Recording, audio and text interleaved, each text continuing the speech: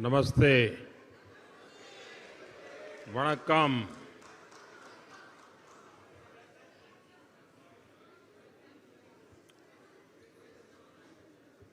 आप सबको नमस्कार।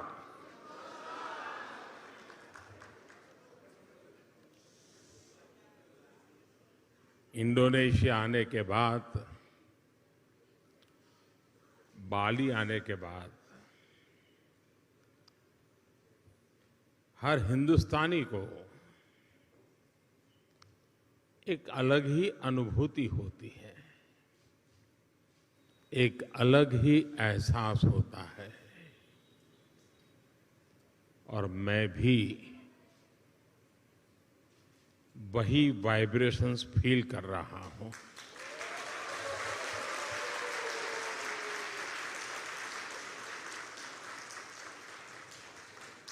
जिस जगह के साथ भारत का हजारों वर्षों का रिश्ता रहा हो और जिसके बारे में सुनते रहते हो कि हजारों साल में अनेक पीढ़ियां आई चली गई, लेकिन उस परंपरा को कभी ओझल नहीं होने दिया। हजारों साल से उस परंपरा को जीना, पीढ़ी दर पीढ़ी उस परंपरा को जानना और हर पल उस परंपरा से जुड़े रहना, वहां के लोग, उस धरती एक अलग ही आनंद देती है, अलग ही आनंद की अनुभूति कराती है। आप कल्पना कर सकते हैं, आज जिस समय मैं आपसे बात कर रहा हूं, हम यहां बाली में बैठे हैं,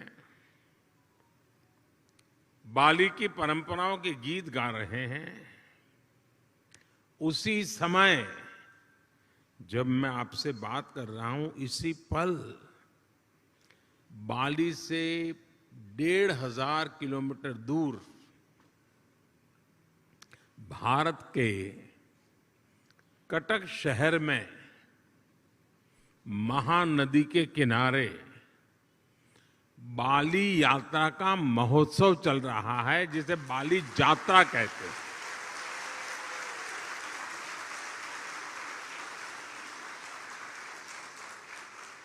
और ये बाली यात्रा है क्या? ये महोत्सव भारत और इंडोनेशिया के बीच हजारों वर्षों के ट्रेड रिलेशंस को सेलिब्रेट करता है।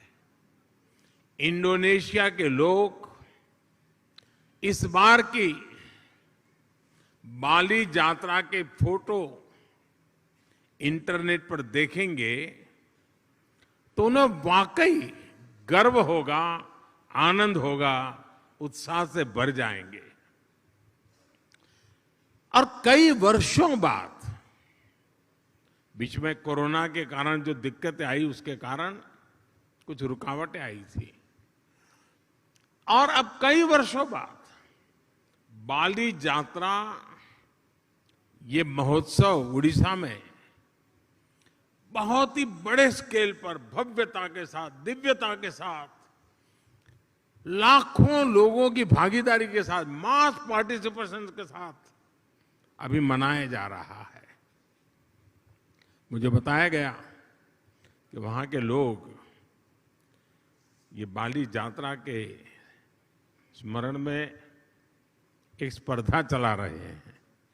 कहते हैं कि कागज के नाव बना करके बहाए जाएंगे, और वो वर्ल्ड रिकॉर्ड करने के मूड में है। इसका मतलब ये हुआ कि उड़ीसा में आज जो लोग इकट्ठा हुए हैं, उनका शरीर वहां है, लेकिन मन बाली में है, आप लोगों के बीच में है। साथियों, हम लोग अक्सर बातचीत में कहते हैं इट्स अ स्मॉल वर्ल्ड, ऐसा ही शब्द है, it's a small world. Bharat और इंडोनेशिया के संबंधों को देखें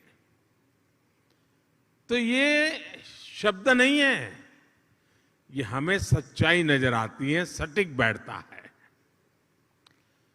समंदर की विशाल लहरों ने भारत और इंडोनेशिया के संबंधों को लहरों की तरह ही उमंग से भरा है, जीवंत रखा है। कभी थकान महसूस नहीं हुई, वो लहरें जैसे चलती रहती हैं, हमारा नाता भी वैसा ही जीवंत रहता है।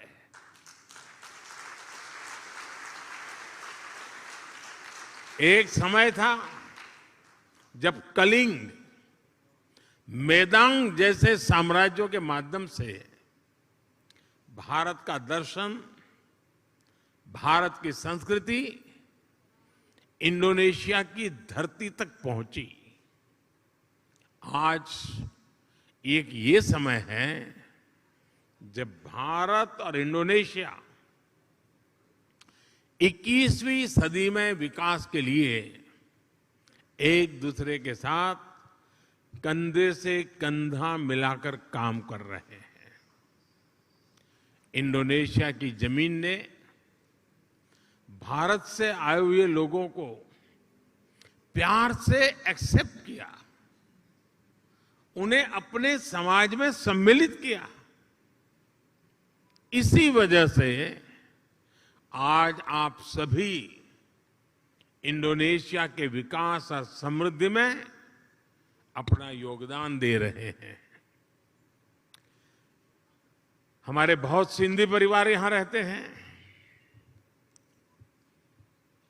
और भारत से आए हुए हमारे सिंधी परिवार के भाई बहनों ने यहां के टेक्सटाइल सेक्टर में, स्पोर्ट्स गुड सेक्टर में, इतना ही नहीं, फिल्म और टीवी इंडस्ट्री में भी काफी कुछ कंट्रीब्यूट किया है। गुजरात से जुड़े हुए काफी लोग यहां हैं। जेम्स, डायमंड्स, माइंस, इवन खेती, किसानी, उसमें भी वो लोग नजर आते हैं। भारत से आए हुए engineers, chartered accountants, professionals Indonesia के विकास के सहयात्री बने हुए हैं। कितने ही तमिल भाषी कलाकार यहां की संस्कृति, यहां के आर्ट्स को और समृद्ध करने में अपना योगदान दे रहे हैं। मुझे याद है जब 3-4 साल पहले इंडोनेशिया के बप्पा नयोमान न्यू आर्टा जी को भारत ने पद्मश्री से सम्मानित किया था, उस समय भारत का राष्ट्रपति भवन तालियों की गड़गड़ाहट से गूंजता ही रहता था। उनकी बनाई कलाकृति गरुड़ विष्णु केनकाना का कोई शायद हिंदुस्तानी ऐसा नहीं होगा जो उसकी प्रशंसा न करता हो। ऐसे ही इंडोनेशिया के वायन दिव्या और आगोस इंदिरा उदयन जी, उनको जब पद्म सम्मान मिला था तो मुझे उनके बारे में काफी कुछ जानने का, निर्णय करने से पहले मुझे काफी कुछ उनके विषय में जानने का मौका मिला। आगोस इंदिरा उदयन जी, आप भली भांति परिचित हैं उनसे, और आज यहां मौजूद भी हैं।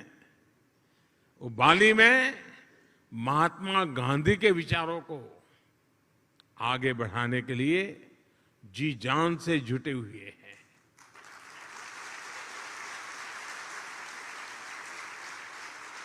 मैंने कहीं उनका एक इंटरव्यू देखा था,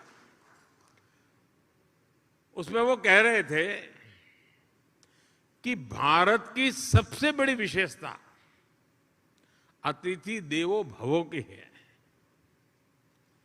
यानी अतिथि देवो भव, ये भावना जो है, ये हर भारतीय के रगों में है। अपनत्व का ये भाव प्रकट होता है। मुझे इंटरव्यू पढ़ के अच्छा लगा, लेकिन मुझे एक ही बात और भी बतानी चाहिए। अपनत्व के विषय में भारत की तारीफ हो रही होगी, लेकिन इंडोनेशिया के इंटरव्यू पढ़ के अच्छा लगा, लेकिन मुझे एक ही बात और भी बतानी चाहिए। अपनत्व के विषय में भारत की तारीफ हो रही होगी, लेकिन इंडोनेशिया के लोगों का भी अपनत्व कम नहीं है।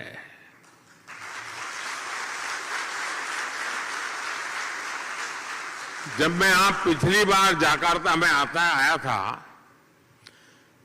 इंडोनेशिया के लोगों ने जो स्नेह दिया, जो प्यार दिया, मैंने उसे करीब से देखा था, महसूस किया था। इतना मान, सम्मान, प्यार, स्नेह, अपनापन, क्या कुछ नहीं था। और मुझे याद है, राष्ट्रपति जोको विडोडो जी के साथ पतंग उड़ाने में मुझे जो मजा आया था, हम दोनों पतंग उड़ाने चले गए थे, वो अद्भुत था। और मेरी तो गुजरात में संक्रांति पर पतंग उड़ाने की बड़ी ट्रेनिंग रही है। और मुझे पता है, यहां इंडोनेशिया में भी संक्रांति पर खूब पतंग उड़ाई जाती है। यहां पास में, और ऐसा नहीं है कि भारत और इंडोनेशिया का साथ सिर्फ सुख का है, आनंद का है, अच्छा है तब नाता है, ऐसा नहीं है। हम सुख दुख के साथी हैं। अगर सुख में साथी हैं तो हम दुख में भी उतने ही साथी हैं। हम सुख दुख में एक दूसरे के सुख दुख को बांटने वाले लोग हैं। जब 2018 में इंडोनेशिया में इतना बड़ा भूकंप आया, तो भारत ने तुरंत ऑपरेशन समुद्र मैत्री शुरू किया था। इसलिए ही उस साल में जकार्ता आया था, और तब मैंने एक बात कही थी। मैंने कहा था कि भारत और इंडोनेशिया में 90 नॉटिकल मील का फासला भले हो, लेकिन हकीकत तो ये है, हम 90 नॉटिकल मील दूर नहीं है, हम 90 नॉटिकल मील पास है।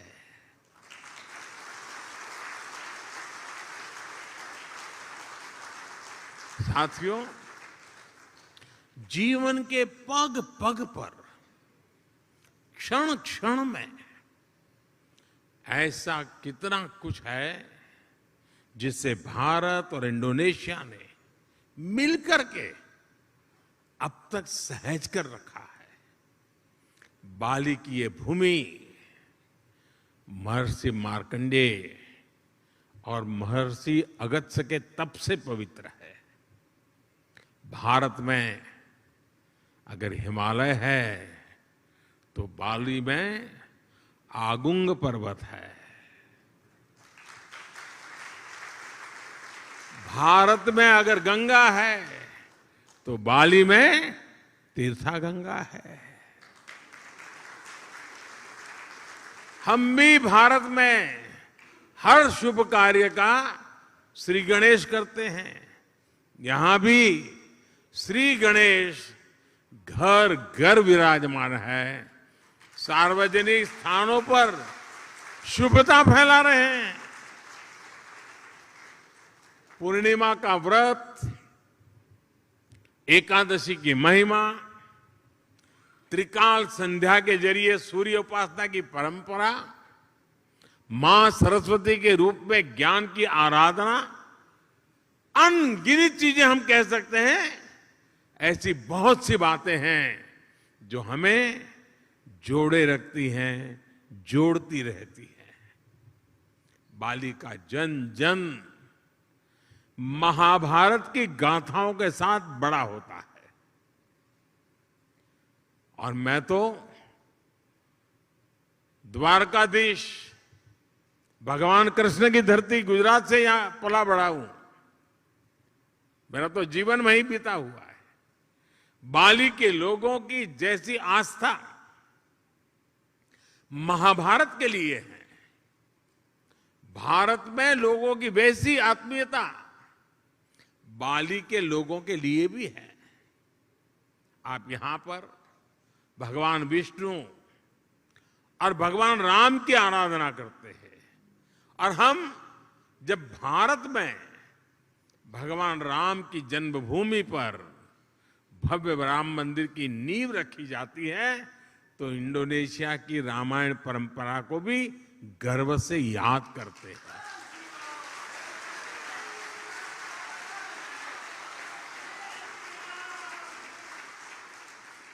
कुछ साल पहले जब भारत में रामायण फेस्टिवल का आयोजन हुआ था, तो इंडोनेशिया के भी कई कलाकार, यहां से कई कलावृंद भारत आए थे, और अहमदाबाद में, हैदराबाद में, लखनऊ में, अनेक शहरों में वो अपना कार्यक्रम करते करते वो अयोध्या आए थे।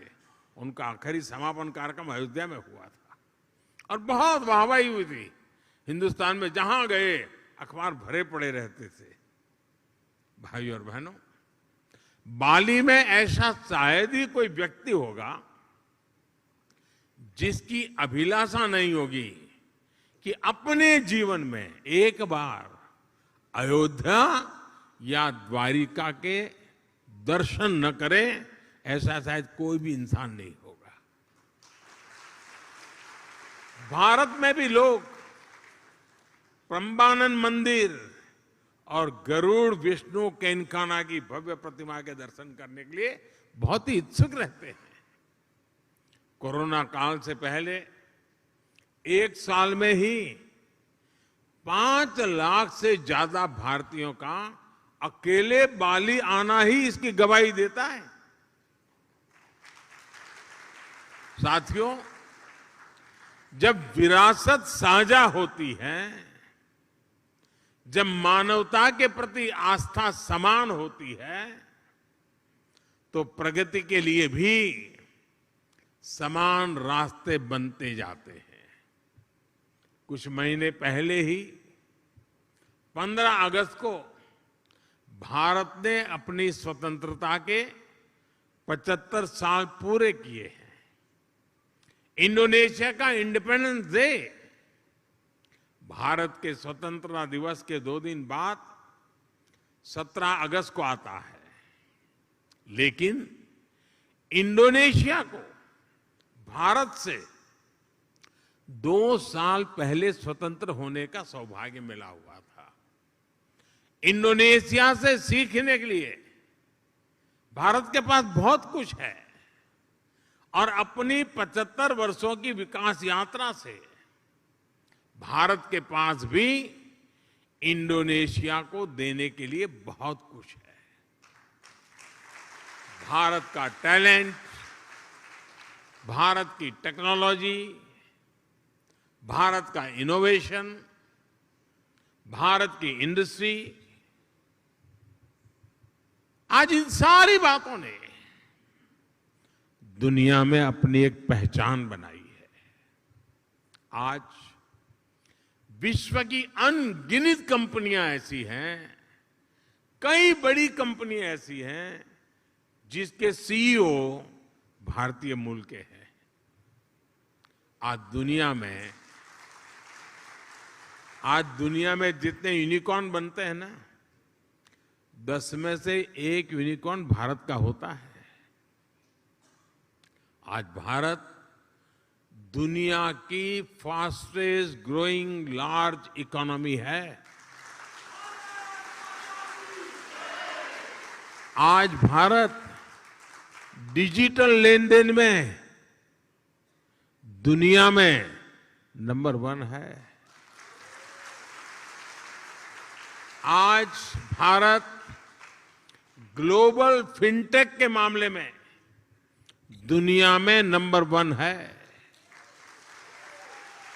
आज भारत आईटी बीपीएन के लिए आउटसोर्सिंग में दुनिया में नंबर 1 है। आज भारत स्मार्टफोन डेटा कंजम्पशन में दुनिया में नंबर 1 है।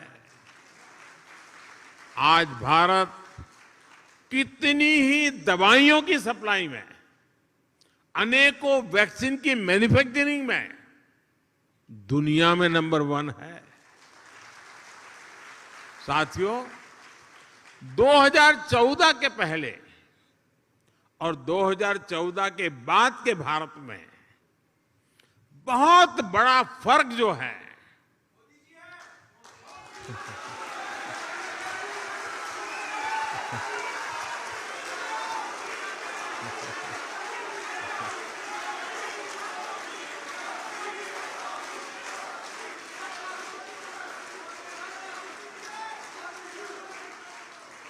वो जो बहुत बड़ा फर्क है वो मोदी नहीं है, वो बहुत बड़ा फर्क है स्पीड और स्केल में। आज भारत अभूतपूर्व स्पीड पर काम कर रहा है और अप्रत्याशित स्केल पर काम कर रहा है। अब भारत छोटा सोचता ही नहीं है।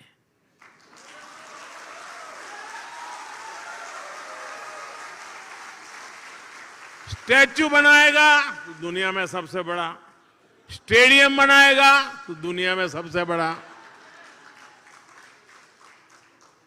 2014 के बाद से भारत ने 320 मिलियन से अधिक बैंक अकाउंट खोले हैं, बैंक में खाते खोले हैं।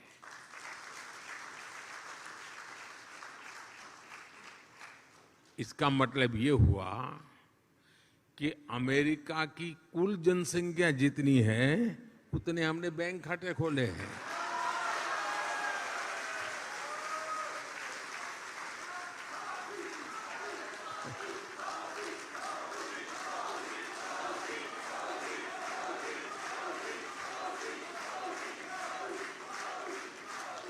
दो 2014 के बाद से भारत ने करीब 3 करोड़ गरीब नागरिकों के लिए मुफ्त घर बनाए हैं। घर,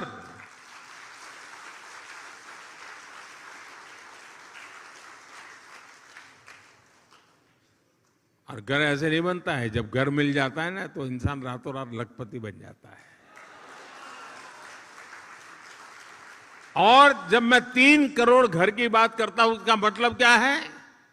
इसका मतलब ये है कि ऑस्ट्रेलिया के परिवार को नहीं, ऑस्ट्रेलिया के हर नागरिक को घर मिल जाए, इतने घर बनाए हैं।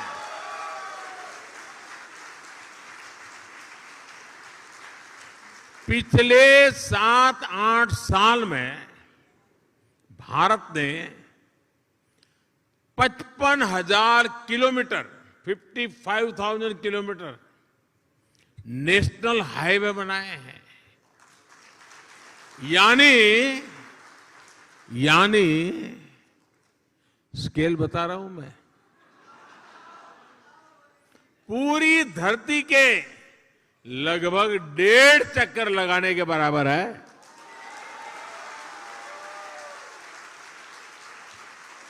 आज भारत आयुष्मान भारत योजना के तहत जितने लोगों को 5 लाख रुपए तक के मुफ्त इलाज की सुविधा दे रहा है। 5 लाख रुपए तक अगर उसका मेडिकल बिल 1 साल का बनता है तो जिम्मा सरकार उठाती है। इसका बेनिफिट कितना लोगों को मिलता है? 5 लाख रुपए तक की मेडिकल सुविधा जो मिलती है वो पूरे यूरोपियन यूनियन की कुल आबादी से ज्यादा लोगों को मिलती है।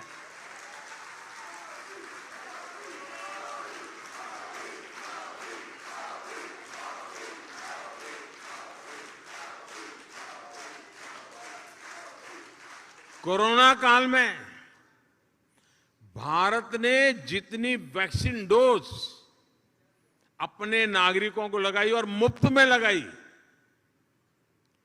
वो जो वैक्सीन डोज है ना, उसकी अगर मैं संख्या का हिसाब लगाऊं तो अमेरिका और यूरोपियन यूनियन, उन दोनों की कुल आबादी जो है उससे 2.5 गुना ज्यादा डोज हमने हिंदुस्तान में लगाए।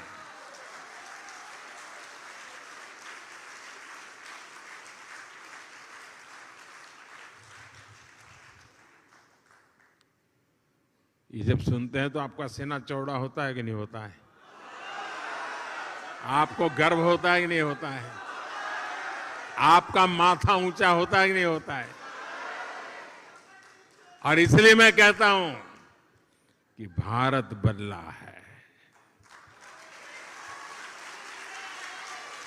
साथियों, आज का भारत अपनी विरासत पर गर्व करते हुए, अपनी विरासत को समृद्ध करते हुए, जड़ों से जुड़े रह करके आसमान छूने के लक्ष्य के साथ विकसित भारत बनाने के लक्ष्य को लेकर के अब निकल पड़ा है।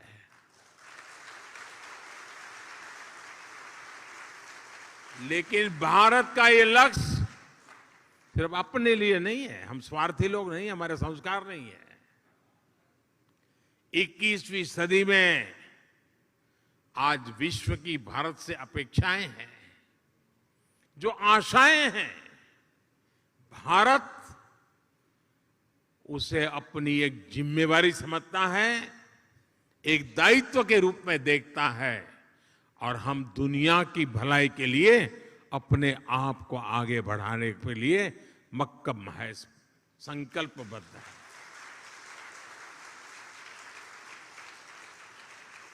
आज अपने विकास के लिए भारत जब अमृत काल का रोडमैप तैयार करता है, तो उसमें दुनिया की आर्थिक राजनीतिक आकांक्षाओं का भी समावेश है। आज जब भारत आत्मनिर्भर भारत का विजन सामने रखता है, तो उसमें ग्लोबल गुड की भावना भी समाहित है। रिन्यूएबल एनर्जी के क्षेत्र में भारत ने वन सन, वन वर्ल्ड, वन ग्रिड का मंत्र दिया है।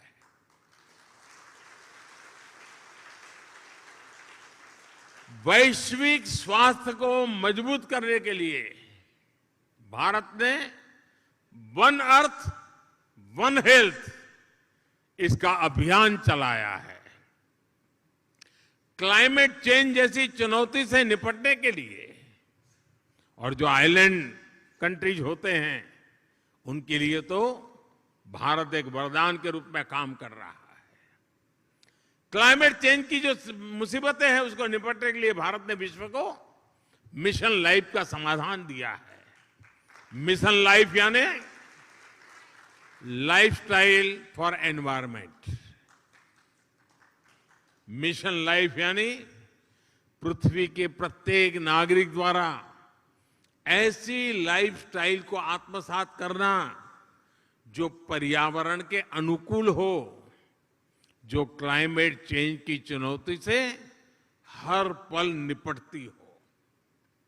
आज जब पूरा विश्व एनवायरमेंट फ्रेंडली और होलिस्टिक हेल्थ केयर की तरफ आकर्षित हो रहा है, तो भारत का योग, हमारा आयुर्वेद, ये पूरी मानवता के लिए तोहफा है। और साथियों, जब आयुर्वेद की बात आई है, तो मुझे भारत इंडोनेशिया के एक और जुड़ाव का ध्यान आ रहा है। मुझे याद है, जब मैं गुजरात का मुख्यमंत्री था, तो गुजरात आयुर्वेदिक यूनिवर्सिटी और यहाँ की यूनिवर्सिटीज, हिंदू इंडोनेशिया, इसके बीच समझौता हुआ था। मुझे खुशी है कि इसके कुछ ही वर्ष बाद यहाँ की इस यूनिवर्सिटी में आयुर्वेद हॉस्पिटल की भी स्थापना हुई। साथियों, वसुधैव कुटुंबकम यानी पूरे विश्व को एक परिवार मानने की भारत की यही भावना, यही संस्कार विश्व कल्याण का मार्ग प्रशस्त करते हैं। कोरोना काल में हमने देखा है, भारत ने दवाइयों से लेकर वैक्सीन तक जरूरी संसाधनों के लिए आत्मनिर्भरता हासिल की और उसका लाभ पूरी दुनिया को मिला। भारत की सामर्थ्य ने कितने ही देशों के लिए एक सुरक्षा कवच का काम किया। इंडोनेशिया जैसे हमारे पड़ोसी और मित्र देशों के लिए हम विशेष रूप से कंधे से कंधा मिलाकर खड़े हुए। इसी तरह आज भारत अंतरिक्ष में, स्पेस के क्षेत्र में प्रमुख वैश्विक महाशक्ति के रूप में उभर रहा है, तो उसका लाभ साउथ एशियन देशों को विशेष रूप से मिल रहा है। रक्षा के क्षेत्र में भी जो भारत दशकों तक केवल विदेशी आयात पर निर्भर था, वो आज अपनी क्षमताएं बढ़ा रहा है। ब्रह्मोस मिसाइल हो या तेजस फाइटर प्लेन, इनका आकर्षण विश्व में लगातार बढ़ रहा है। आज भारत बड़े लक्ष्य तय कर रहा है और उन्हें प्राप्त करने के लिए भी पूरी मेहनत कर रहा है। संकल्प से सिद्धि का यही मंत्र आज 21वीं सदी के नए भारत की प्रेरणा बना हुआ है। आज इस अवसर पर मैं आप सबको अगले प्रवासी भारतीय सम्मेलन के लिए भी निमंत्रण देता हूं। जनवरी महीने में 9 जनवरी को ये कार्यक्रम होता है। इस बार ये आयोजन मध्य प्रदेश के इंदौर में होगा और इंदौर वो नगर है जो पिछले 5-6 बार से देश में स्वच्छ शहर के नाम पर हिंदुस्तान में नंबर 1 रहता है।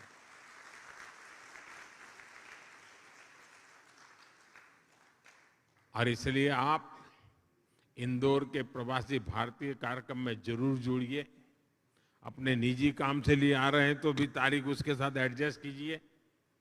और जब आप इंदौर आएंगे तो उसके 1-2 दिन के बाद ही अहमदाबाद में काइट फेस्टिवल होता है। इंडोनेशिया वाले काइट फेस्टिवल में न जाए ऐसा हो सकता है क्या? और जब आप आए, अकेले मत आना, सिर्फ अपने परिवार को ही लेकर के आकर के रुक मत जाना। कुछ इंडोनेशियन परिवारों को भी साथ ले आइए।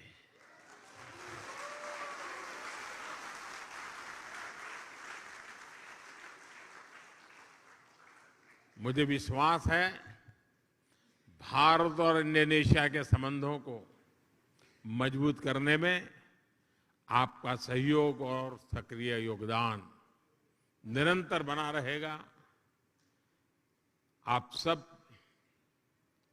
पूरी मेहनत से आपकी इस कर्मभूमि के कल्याण के लिए, आपकी इस कर्मभूमि में जितना ज्यादा योगदान दे सके देते ही रहेंगे। ये भारत के संस्कार है और देने भी चाहिए, ये हमारा दायित्व बनता है।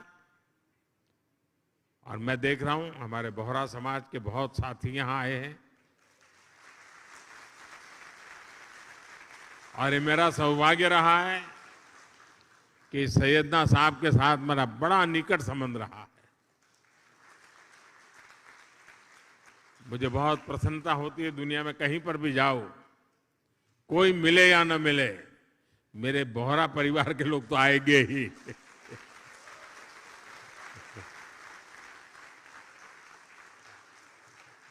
साथियों, आप इतनी बड़ी तादाद में यहां आए, समय निकाल करके आए और उमंग और उत्साह से भरे हुए हैं।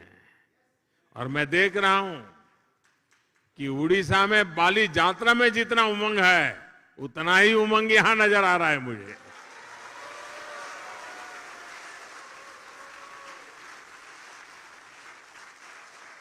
आपके इस प्यार के लिए, आपके इस स्नेह के लिए, भारत के प्रति आपकी ये श्रद्धा के लिए हृदय से आपका बहुत बहुत धन्यवाद करता हूं। अनेक अनेक शुभकामनाएं देता हूं। धन्यवाद साथियों।